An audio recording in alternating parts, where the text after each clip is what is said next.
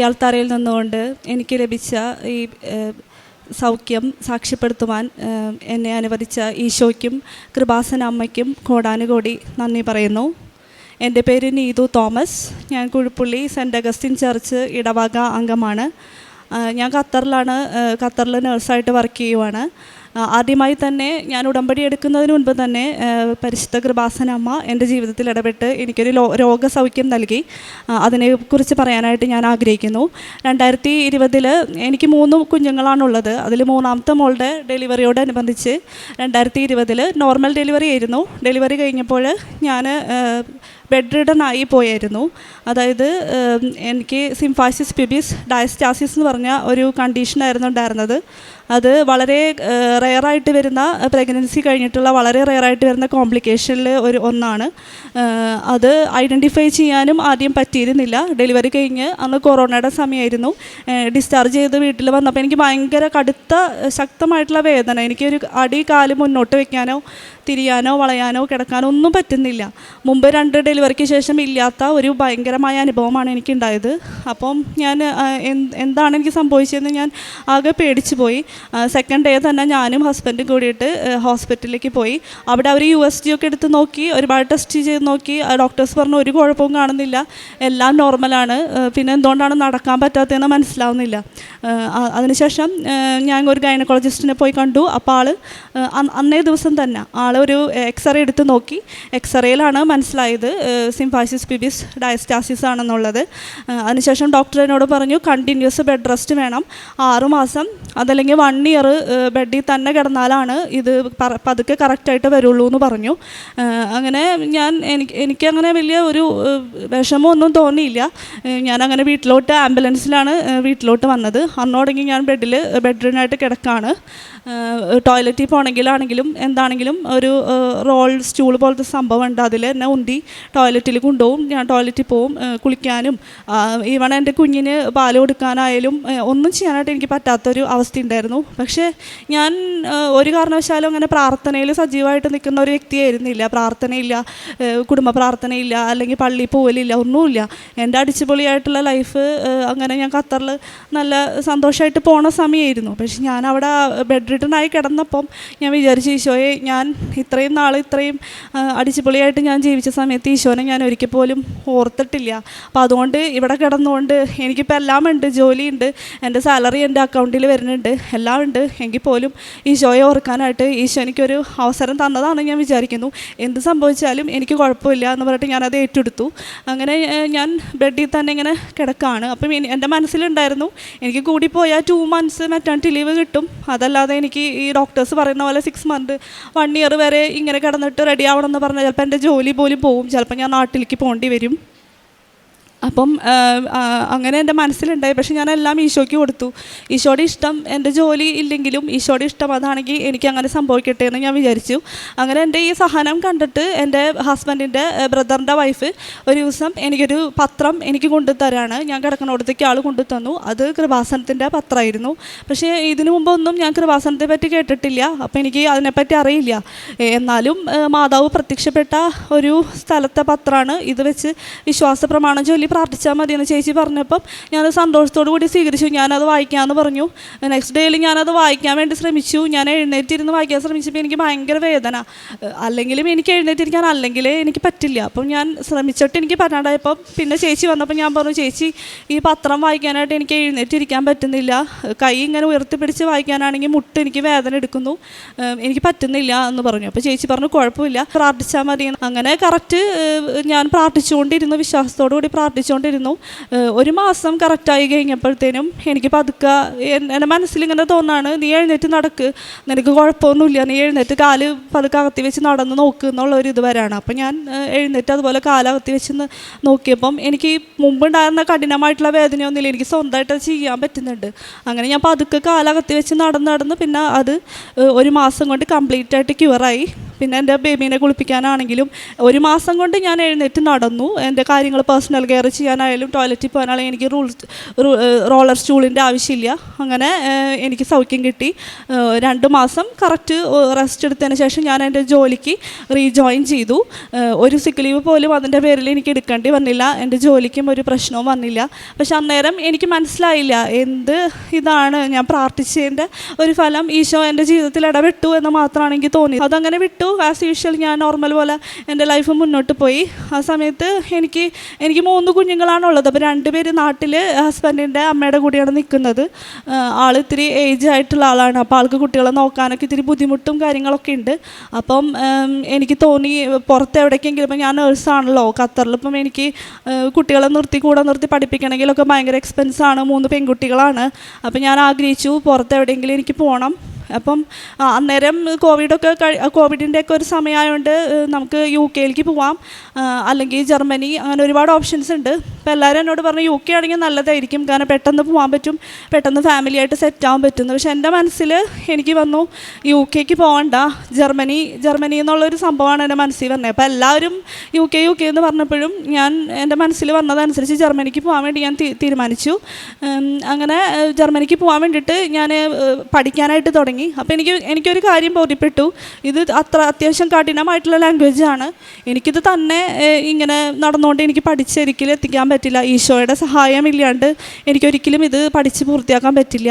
അപ്പോൾ ഞാൻ പഠിച്ചു തുടങ്ങിയപ്പോൾ തന്നെ എൻ്റെ ബുക്കിൽ ഞാൻ എഴുതി, നിൻ്റെ ദൈവമായ കർത്താവ് നിനക്ക് വിജയം നൽകുന്ന യോദ്ധാവ് ഞാനാകുന്നു, സെഫാനിയ 3:17. അത് ഞാൻ എഴുതി വെച്ചിട്ട് ഞാൻ എൻ്റെ പഠനം തുടങ്ങി. എല്ലാം ഈശോയ്ക്ക് കൊടുത്തുകൊണ്ട് പഠനം തുടങ്ങി. അന്നേരം ഞാൻ കൂടുതലും ഈശോനെ പറ്റിയുള്ള കാര്യങ്ങൾ സോഷ്യൽ മീഡിയയിൽ നോക്കാനായിട്ട് തുടങ്ങി. ആ സമയത്താണ് വീണ്ടും സാക്ഷ്യം, ഇങ്ങനെ കൃപാസനത്തിൻ്റെ ഒരു സാക്ഷ്യം ഞാൻ കേൾക്കാനിടയാവുകയാണ്.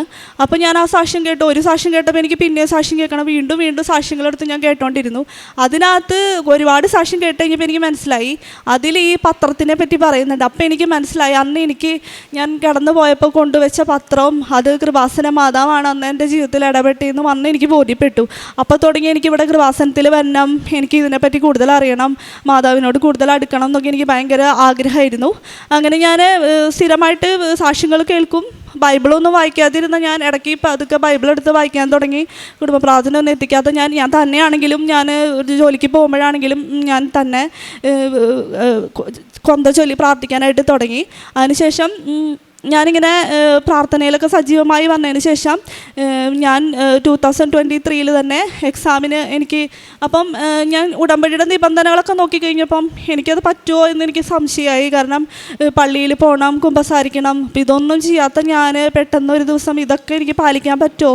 ഒരു ഉടമ്പടി എടുത്തിട്ടുണ്ടെങ്കിൽ നമ്മൾ അത് കറക്റ്റായിട്ട് പാലിക്കണം എന്നുള്ളതായിരുന്നു എൻ്റെ മനസ്സിൽ. അപ്പോൾ ഇതെനിക്ക് പറ്റില്ല മാതാവ്, ഇതെനിക്ക് ഇങ്ങനെ ചെയ്യാൻ പറ്റില്ല, പകരം ഞാൻ ക്യാൻഡിൽ റിക്വസ്റ്റ് പ്രയർ എടുത്ത് പ്രാർത്ഥിക്കാം എന്ന് പറഞ്ഞിട്ട് ഞാൻ റിക്വസ്റ്റ് പ്രയർ ഇട്ട് പ്രാർത്ഥിച്ചു. എക്സാമിൻ്റെ കാര്യങ്ങൾ വെച്ച് ക്യാൻഡിൽ റിക്വസ്റ്റ് പ്രയർ ഇട്ടു. അങ്ങനെ ഞാൻ നവംബറിൽ എനിക്കൊരു എക്സാം ഡേറ്റ് ഖത്തറിൽ തന്നെ കിട്ടി. അന്നേ ദിവസം ഞാൻ കൂടുതലും സ്പീക്കിങ്ങും റൈറ്റിങ്ങും എനിക്ക് ഭയങ്കര പേടിയാണ്. റൈറ്റിംഗ് മാത്രമാണ് ഞാൻ പഠിച്ചുകൊണ്ടിരുന്നത്. ഒരു മൊഡ്യൂളെങ്കിലും പാസ്സായി കിട്ടുമല്ലോ എന്ന് വിചാരിച്ചിട്ട് അത് മാത്രമാണ് ഞാൻ പഠിച്ചുകൊണ്ടിരുന്നത്. സ്പീക്കിംഗ് ആണെങ്കിൽ ഒരാളെ ഫേസ് ചെയ്തിരുന്നിട്ട് നമ്മൾ പറയണം. അപ്പോൾ എനിക്ക് ഭയങ്കര പേടിയാണ്. അപ്പോൾ ഞാൻ പഠിക്കുന്നില്ല, പേടി കാരണം കൊണ്ട് പഠിക്കുന്നില്ല. ലാസ്റ്റ് എക്സാമിന് 2 ദിവസം ഉള്ളപ്പോൾ എൻ്റെ മനസ്സിലിങ്ങനെ തോന്നാണ്, ഒന്നും പഠിക്കാണ്ട് എങ്ങനെയാണ് എക്സാമിനറുടെ മുന്നിൽ പോയിരിക്കുന്നത്. എക്സാമിനർ ചോദിക്കുമ്പോൾ B2 വരെ പഠിച്ച ആളല്ലേ, എന്തെങ്കിലും പറയണ്ടേന്ന് ഓർത്തിട്ട് ഞാൻ കുറച്ച് ടോപ്പിക്സ് ഒക്കെ നോക്കി. അന്ന് രാവിലെ എക്സാമിൻ്റെ ദിവസം ക്യാൻഡിൽ റിക്വസ്റ്റ് പ്രയർ കഴിഞ്ഞ് ഞാൻ പ്രാർത്ഥിച്ചു, മാതാവേ എനിക്ക് ഇതിൽ കുറേ ടോപ്പിക് ഉണ്ട്, എല്ലാ ടോപ്പിക്കൊന്നും ചോദിച്ചാൽ എനിക്കറിയില്ല, ഞാനിപ്പോൾ പഠിക്കുന്ന ടോപ്പിക്ക് എക്സാമിന് വന്ന ടോപ്പിക്കായിരിക്കണം, അത് നീ എനിക്ക് കാണിച്ചു തരണം എന്ന് പറഞ്ഞിട്ട് ഞാൻ പഠിച്ചു. ആ പഠിച്ച ടോപ്പിക്ക് തന്നെയാണ് ഞാൻ അന്ന് പോയിട്ട് എക്സാമിന് ഇരുന്നപ്പോൾ ഞാൻ ക്വസ്റ്റ്യൻ കണ്ടപ്പോൾ എനിക്ക് മനസ്സിലായി, ഇതെനിക്ക് മാതാവ് തന്നു കഴിഞ്ഞു. ഞാൻ രാവിലെ പഠിച്ച ടോപ്പിക്ക് തന്നെ, എനിക്കൊരു തടസ്സം ഉണ്ടായില്ല, ഞാൻ നല്ലപോലെ സ്പീക്കിംഗ് ഒക്കെ ചെയ്തു. അങ്ങനെ സ്പീക്കിങ്ങും റൈറ്റിങ്ങും റീഡിങ്ങൊക്കെ നല്ല മാർക്കോട് കൂടി തന്നെ ഞാൻ പാസ്സായി. റൈറ്റിങ്ങിന് എനിക്ക് 90 മാർക്ക് ഉണ്ടായിരുന്നു 100-ൽ. ഒരിക്കലും പോസിബിൾ അല്ല, ഒരു സെൻറ്റൻസ് പോലും കറക്റ്റായിട്ട് എഴുതാനായിട്ട് എനിക്ക് കൺഫ്യൂഷനുള്ള അത് മാതാവ് എന്നെ പഠിപ്പിച്ച് തന്നതാണ്. എപ്പോഴും ഞാൻ പ്രാർത്ഥിക്കുന്നു, മാതാവ് ഇതെങ്ങനെ എഴുതണമെന്ന് എനിക്ക് പഠിപ്പിച്ച് തരണം. അതുപോലെ പഠിപ്പിച്ച് മാതാവ് തന്നതാണ്. അതുകൊണ്ട് എനിക്ക് 90 മാർക്കായിരുന്നു. അപ്പോൾ എന്നെ പഠിപ്പിച്ച ആൾക്കാരോടൊക്കെ 90 മാർക്കാന്ന് പറയുമ്പോൾ അവരൊക്കെ പറയും, ഭയങ്കര മാർക്കാണല്ലോ, ഇതെങ്ങനെ നിനക്ക് കിട്ടിയെന്ന് ഉള്ള രീതിയിൽ പറയുമായിരുന്നു. അതിനുശേഷം ഞാൻ 2024 ഇവിടെ വന്ന് ഫെബ്രുവരി 14 ഇവിടെ വന്നിട്ട് ഞാൻ തീർത്ഥാടന ഉടമ്പടി എടുക്കുകയായിരുന്നു. അതിൽ കുറച്ച് നിയോഗങ്ങളൊക്കെ ഞാൻ വെച്ചിട്ടുണ്ടായിരുന്നു.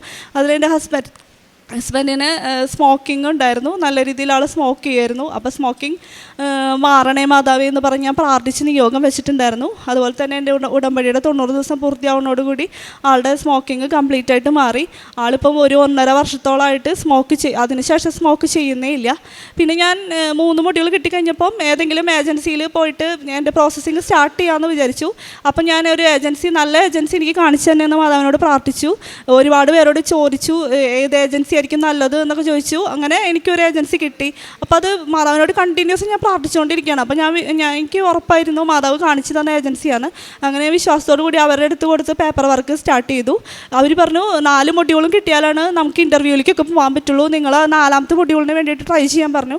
അങ്ങനെ സെപ്റ്റംബറിൽ 4ാമത്തെ മൊഡ്യൂളിലും ഞാൻ പോയി. കുഴപ്പമൊന്നും ഉണ്ടായിരുന്നില്ല. റിസൾട്ട് വന്ന് ഞാൻ പാസ്സായി. അങ്ങനെ പ്രോസസ്സിങ് ഇങ്ങനെ നടന്നുകൊണ്ടിരിക്കുകയായിരുന്നു. പിന്നെ എനിക്ക് ഇൻ്റർവ്യൂ കിട്ടാനായിരുന്നു ബുദ്ധിമുട്ട്. ഒരു ഇൻ്റർവ്യൂ ഒന്നും കിട്ടാനില്ല. ഏജൻസിക്കാർ പറയുന്ന സമയത്തൊന്നും ഇൻ്റർവ്യൂ കിട്ടാതെയായി.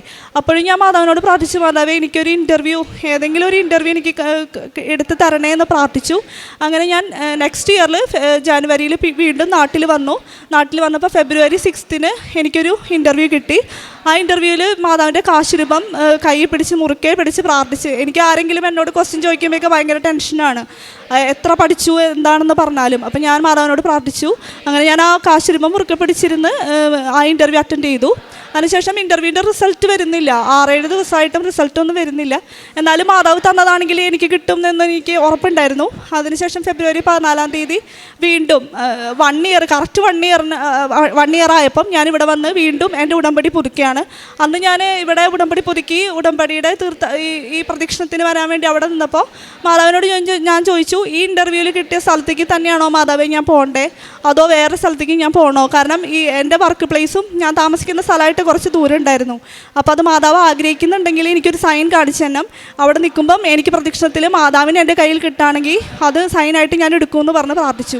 അങ്ങനെ തന്നെ എനിക്ക് ഈ സിസ്റ്റർ മാതാവിന് തന്നെയാണ് എൻ്റെ കയ്യിൽ കിട്ടിയത്. അപ്പോൾ ഞാൻ ഉറപ്പിച്ചു ഇൻ്റർവ്യൂ എനിക്ക് കിട്ടും, ഞാൻ ഈ സ്ഥലത്തേക്ക് തന്നെ പോകുമെന്ന്. അങ്ങനെ ഞാൻ വീട്ടിൽ ചെന്നപ്പോൾ ഫോൺ എടുത്ത് നോക്കിയപ്പോൾ ഇൻ്റർവ്യൂവിൽ സെലക്ട് ആയി എന്ന് പറഞ്ഞിട്ട് എനിക്ക് മെസ്സേജ് ഓൾറെഡി വന്ന് കിടപ്പുണ്ടായിരുന്നു. അങ്ങനെ അതൊക്കെ കഴിഞ്ഞു, എൻ്റെ സെലക്ഷനൊക്കെ കഴിഞ്ഞു. ബാക്കി പേപ്പർ വർക്കൊക്കെ നടന്നുകൊണ്ടിരിക്കുകയായിരുന്നു. കുഴപ്പമൊന്നും ഉണ്ടായിരുന്നില്ല. എല്ലാം കഴിഞ്ഞ് ഞാൻ ഖത്തറിലോട്ട് തന്നെ തിരിച്ചു പോയി.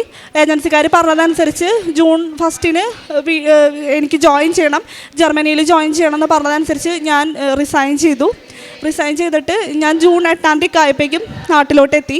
അതിനുശേഷം എനിക്ക് ഒരു വിസ അപ്പോയിൻമെൻറ്റ് കിട്ടാതെ July 1 ആദ്യത്തെ അപ്പോയിൻമെൻറ്റ് കിട്ടിയത്. അപ്പോൾ ഞാൻ വിചാരിച്ചു എല്ലാം സെറ്റായി, എൻ്റെ എല്ലാ പേപ്പറുകളും ഓക്കെയാണ്, പ്രീ അപ്രൂവലും എല്ലാം വന്നിട്ടുണ്ട്, കുഴപ്പമൊന്നുമില്ല. അപ്പോൾ ഞാൻ ഉടമ്പടിയിൽ കുറച്ചൊന്ന് ഡൗൺ ആയിപ്പോയി, പ്രാർത്ഥനയിലൊക്കെ കുറച്ച് ഡൗൺ ആയി, കുറച്ചിങ്ങനെ ഫ്രീ ആയ പോലെ ആയി. അങ്ങനെ ഞാൻ ബാംഗ്ലൂരായിരുന്നു എൻ്റെ വിസ അപ്പോയിൻമെൻറ്റ്, അവിടെ പോയി വിസയ്ക്ക് വെച്ചു.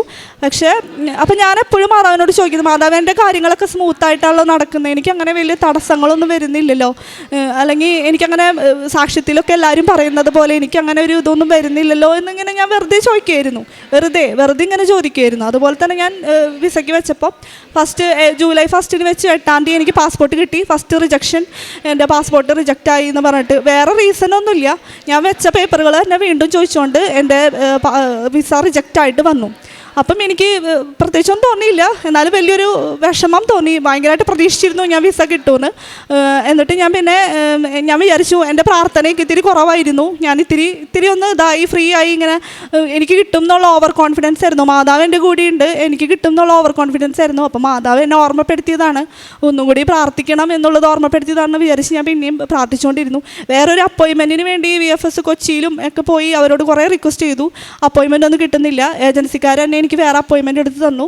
അത് September 4 അങ്ങനെ അപ്പോഴും ഞാൻ ഉടമ്പടി ഫെബ്രുവരിയിൽ വന്ന് എടുത്ത ഉടമ്പടി എൻ്റെ കഴിഞ്ഞു, അത് പുതുക്കിയിട്ടില്ല എന്നുള്ള കാര്യം എൻ്റെ മനസ്സിൽ പോയില്ല. ഞാൻ ഇങ്ങനെയാണ് ചിന്തിച്ചത്, ഓരോ ഉടമ്പടി പുതുക്കി എടുക്കുന്നതിലല്ല, എടുത്ത ഉടമ്പടി മര്യാദയ്ക്ക് ചെയ്യുന്നതിലല്ലേ കാര്യം എന്നാണ് ഞാൻ ചിന്തിച്ചുകൊണ്ടിരുന്നത്. അതുകൊണ്ട് ഉടമ്പടി ഞാൻ പുതുക്കിയിട്ടുണ്ടായിരുന്നില്ല. അങ്ങനെ ഞാൻ പിന്നെ ഇവിടെ വന്ന് എനിക്ക് എന്നാലും ഒരു ഭയങ്കരമായിട്ട് ടെൻഷനും സ്ട്രെസ്സുണ്ട്, കാരണം വലിയ റീസണൊന്നുമില്ല. അപ്പോൾ എനിക്ക് സ്ട്രെസ്സ് കാരണം ഞാൻ ഇവിടെ വന്നു. അന്ന് ജോസഫ് അച്ഛനെ കാണണമെന്ന് വിചാരിച്ചാണ് ഞാൻ വന്നത്. അങ്ങനെ എനിക്ക് ജോസഫ് അച്ഛനെ കാണാനായിട്ട് പറ്റി. ഉടമ്പടി പുതുക്കിയിട്ടില്ലെങ്കിൽ പോലും മാതാവ് അനുവദിച്ചതുകൊണ്ടാണ് അന്ന് എനിക്ക് ജോസഫച്ചനെ ഈ ആൾത്താരയിൽ വന്ന് ജോസഫച്ചനെ കാണാനായിട്ട് പറ്റി. അങ്ങനെ ജോസഫച്ചൻ എനിക്ക് വേണ്ടി പ്രാർത്ഥിച്ചു, എനിക്കൊരു കാശ് രൂപവും തന്നു. അതിനുശേഷം വീണ്ടും സെപ്റ്റംബർ 4 ഞാൻ വീണ്ടും വിസയ്ക്ക് പോയി. അപ്പോൾ ഞാൻ കാശ് രൂപം അതുപോലെ ഉടമ്പടി ഉപ്പും തൈലവും വെച്ച് കുരിശ് വരച്ച് പ്രാർത്ഥിച്ചൊക്കെയാണ് ഞാൻ വീണ്ടും സബ്മിറ്റ് ചെയ്തത്. അതിനുശേഷം വീണ്ടും സെപ്റ്റംബർ 12 എൻ്റെ പാസ്പോർട്ട് കിട്ടിയപ്പം വീണ്ടും ഒരു ഇതായിട്ട് എൻ്റെ പാസ്പോർട്ടിൽ വേറൊരു കുട്ടിയുടെ വിസയാണ് എൻ്റെ പാസ്പോർട്ടിൽ അടിച്ചു വന്നേനെ. എനിക്ക് പ്രത്യേകിച്ച് ഒന്നും തോന്നിയില്ല, കാരണം മാതാവ് ഇതിലെന്തോ വിചാരിച്ചിട്ടുണ്ടെന്ന് എനിക്കപ്പോൾ തോന്നിയത്. വേറെ എനിക്ക് വലിയ ദുഃഖമൊന്നും തോന്നിയില്ല. കാരണം ഉടമ്പടി ധ്യാനത്തിൽ അച്ഛൻ പറഞ്ഞിട്ടുണ്ടായിരുന്നു, ഓഗസ്റ്റ് 12 ഉടമ്പടി ധ്യാനം ഞാൻ കേൾക്കുമ്പോൾ അച്ഛൻ പറഞ്ഞിട്ടുണ്ടായിരുന്നു 3 പ്രാവശ്യം ഉടമ്പടി പുതുക്കിയ ആളുകളുടെ കാര്യങ്ങൾ 44 ദിവസത്തിനുള്ളിൽ സംഭവിക്കുമെന്ന്. അത് ഞാൻ എഴുതി വെച്ചിട്ടുണ്ടായിരുന്നു.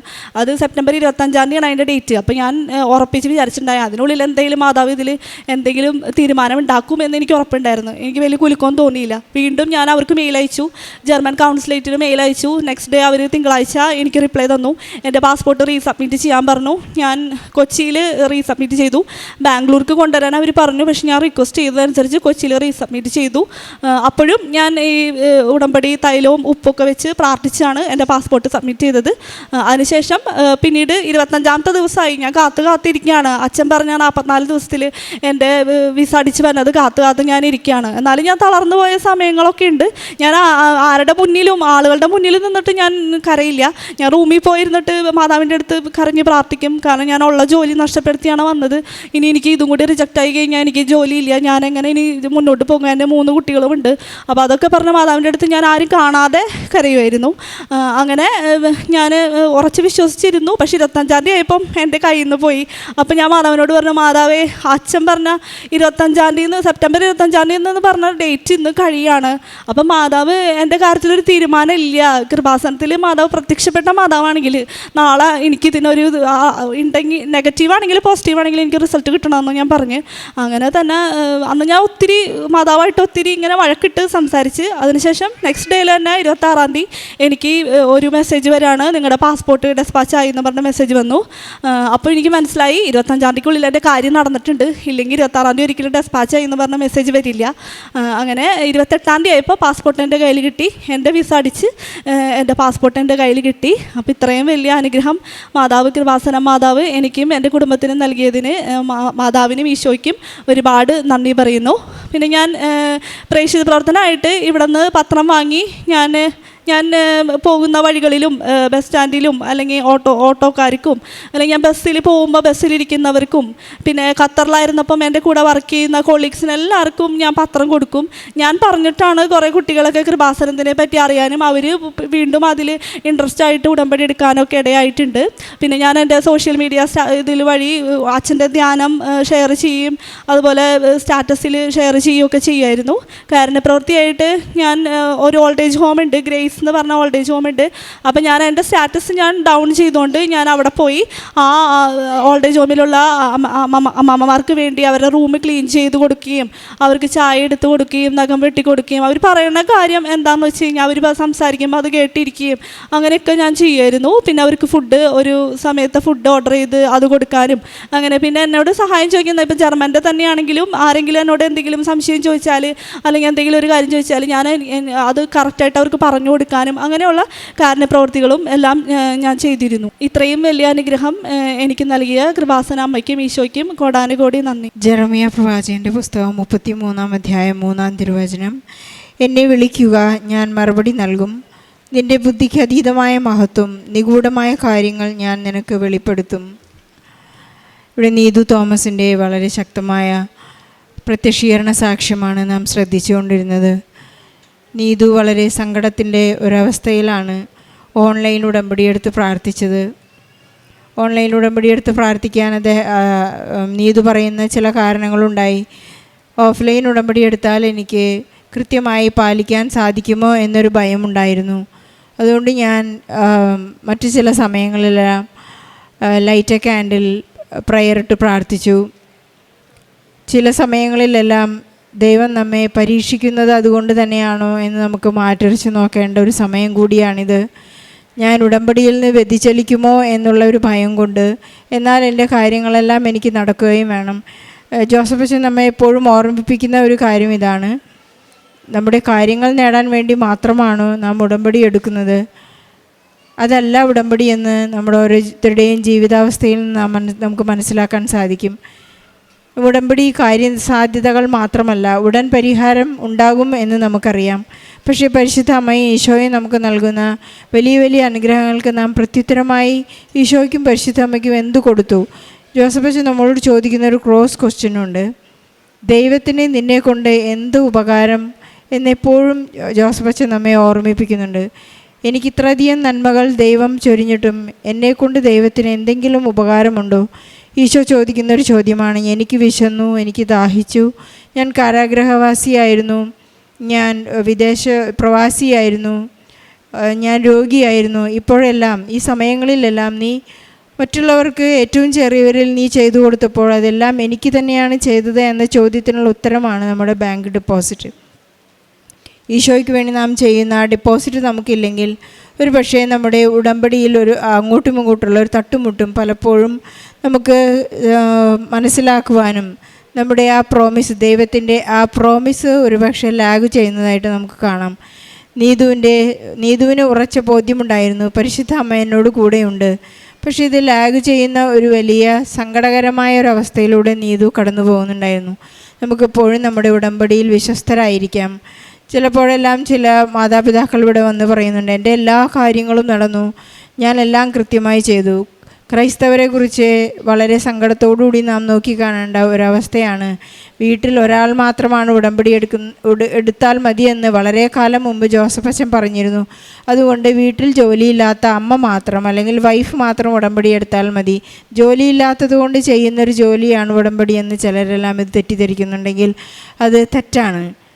നാം ഈശോയെ സ്നേഹിക്കാനുള്ള, ഈശോയെ ക്രിസ്തു കൈമാറ്റം ചെയ്യാനുള്ള ഒരു വലിയ ജീവിത പദ്ധതിയാണ്. അതുകൊണ്ട് നമ്മുടെ ജീവിതക്രമം തന്നെ മാറുന്ന, ജീവിതത്തിന് ഒരു ഡിസിപ്ലിൻ വരുന്ന ഒരു വലിയ കാര്യമാണ് ഈ ഉടമ്പടി എന്നുള്ളത് നാം മനസ്സിലാക്കേണ്ടതാണ്.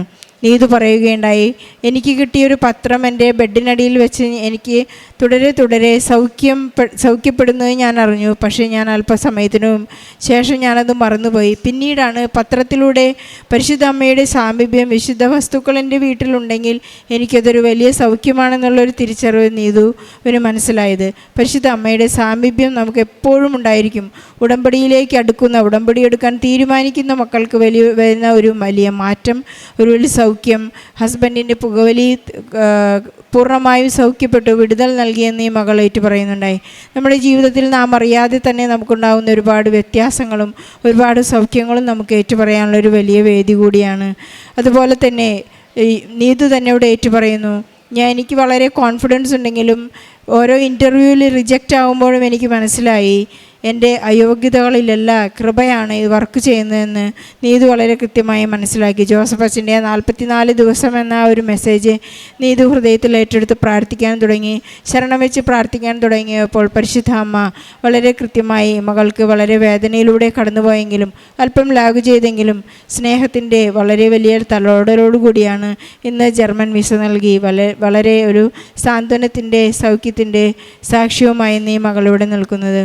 എൻ്റെ ഡെലിവറിക്ക് ശേഷമുണ്ടായ ഒരു വലിയ സൗഖ്യമാണ് ഇന്ന് മകൾ ഇവിടെ അൾത്താരയിൽ കയറി നിന്ന് ഈശോയെ കൂടുതൽ സ്നേഹിക്കുവാനും ആഴത്തിൽ അനുഭവിക്കുവാനും മറ്റുള്ളവരെ ഈശോയ്ക്ക് കൈമാറുവാനുമുള്ളൊരു വലിയ സാക്ഷ്യമായി ഇവിടെ വന്ന് നിൽക്കുന്നത്. നമുക്ക് ഈശോയ്ക്കും പരിശുദ്ധ അമ്മയ്ക്കും നന്ദി പറയാം. നമ്മുടെ ജീവിതത്തിൽ ഈശോ കടന്നു വരുന്ന എല്ലാ അനുഭവങ്ങളെയും ഹൃദയത്തിൽ ഏറ്റെടുക്കുവാനും ക്രിസ്തു കൈമാറ്റം നടത്തുവാനും ക്രിസ്തുവിനിൽ രൂപപ്പെടുന്നത് വരെ പൗലോസ്ലീഹ പറയുന്നു, ഞാൻ നിങ്ങൾക്ക് വേണ്ടി ഈറ്റുനോവ് അനുഭവിക്കുന്നു. നമുക്ക് ഈശോയ്ക്ക് വേണ്ടി സ്നേഹിക്കുവാനും വേദനകൾ ഏറ്റെടുക്കുവാനും ഈശോയെ അനുഭവിക്കുവാനുള്ള സമയം ചെലവഴിക്കുവാനും വേണ്ടി നമുക്ക് പരിശ്രമിക്കുകയും പ്രാർത്ഥിക്കുകയും ചെയ്യാം. നമ്മുടെ എല്ലാ നിയോഗങ്ങളെയും ഈ സാക്ഷ്യത്തോട് ചേർത്ത് വെച്ച് ഈശോയ്ക്കും പരിശുദ്ധ അമ്മയ്ക്കും നല്ലൊരു കയ്യടി നൽകി സാക്ഷ്യം നമുക്ക് സമർപ്പിക്കാം. അത്യപൂർവ ദൈവാനുഭവങ്ങൾ ഇനി നിങ്ങൾക്കും സ്വന്തം. ഈ യൂട്യൂബ് ചാനൽ ഇതുവരെ സബ്സ്ക്രൈബ് ചെയ്തിട്ടില്ലെങ്കിൽ ഇപ്പോൾ തന്നെ സബ്സ്ക്രൈബ് ചെയ്യുക. ഈ വീഡിയോ ഇപ്പോൾ തന്നെ നിങ്ങളുടെ സുഹൃത്തുക്കൾക്ക് ഷെയർ ചെയ്തുകൊണ്ട് കർത്താവിൻ്റെ പ്രേക്ഷിതരാകുക.